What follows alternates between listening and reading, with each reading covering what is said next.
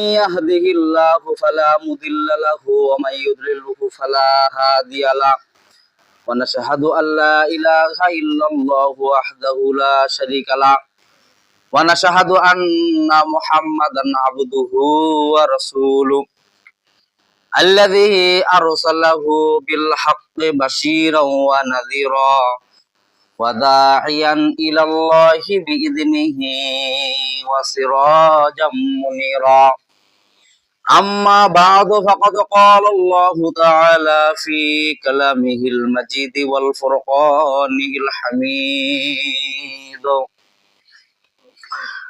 فأعوذ بالله من الشيطان الرجيم بسم الله الرحمن الرحيم والمؤمنون والمؤمنات بعضهم أولياء بعض يأمرون بالمعروف وينهون عن المنكر ويقيمون الصلاة ويؤتون الزكاة ويطيعون الله ورسوله أولئك سيرحمهم الله إن الله عزيز حكيم وقال الله تعالى في كلامه المجيد والفرقانه الحميد أعوذ بالله من الشيطان الرجيم إن الله وملائكته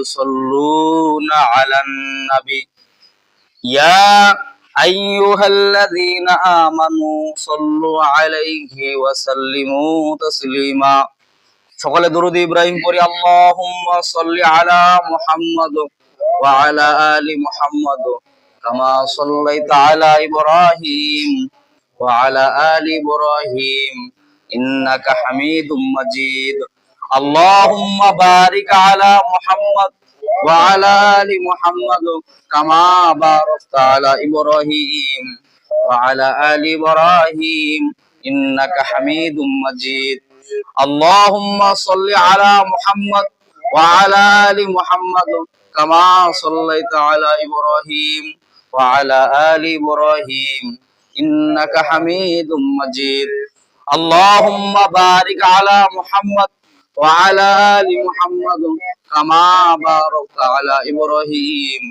وعلى آل إبراهيم إنك حميد مجيد بلغ الأولى بكماله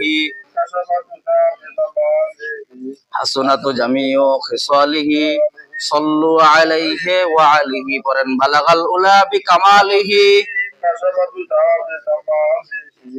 হাসনাতু জামিউ খিসালিহি সাল্লু আলাইহি ওয়া আলিহি রাহে মেরে মাসকান হাওয়ালি কাবা বনে মেরে মদফান দিয়ারে মদিনা বালাগাল উলা বিকামালিহি হাসনাতু জামিউ খিসালিহি সাল্লু আলাইহি ওয়া আলিহি ঈমানের পথে অবিচল থেকে আমার মরণ যেন হয় বলেন আমিন কোরআনের পথে অবিচল থেকে আমার মরণ যেন হয় তোমারই কাছে মিনতি আমার তোমারই কাছে মিনতি আমার ও গো মহিম দয়াময় রসুলের পথে অবিচল থেকে আমার মরণ যেন হয় ইসলামের পথে অবিচল থেকে আমার মরণ যেন হয় তোমারই কাছে মিনতি আমার তোমারই কাছে মিনতি আমার ও গো মহিম দয়াময় রসুলের পথে অবিচল থেকে আমার মরণ যেন হয় আমিন আলহামদুলিল্লাহ সমস্ত প্রশংসা সেই মহান রব্বুল আলামিনের যিনি জুমাদুস সানির দ্বিতীয় জুমায় শরীক হওয়ার তৌফিক দান করলেন সেই মহান দরবারে আমরা শুকরিয়া জ্ঞাপন করি আমরা সকলেই বলি আলহামদুলিল্লাহ জুমাদুস সানির পরে হলো তারপরে রজব মাস, তারপরে শাবান, তারপরে রমজান, মানে রমজান আর বেশি দিন নাই। মানে এই 2 মাসের মতো আছে, 2 মাস কি 3 মাসের কাছাকাছি। এই সামনে আমাদের মাহে রমজান, মাহে রমজানের প্রস্তুতি হলো যে রমজান আসে মানুষদেরকে কি দেওয়ার জন্য বলেন দেখি, গুনাহ থেকে পাপ থেকে মোচন করার জন্য রমজান মাস সামনে আসে।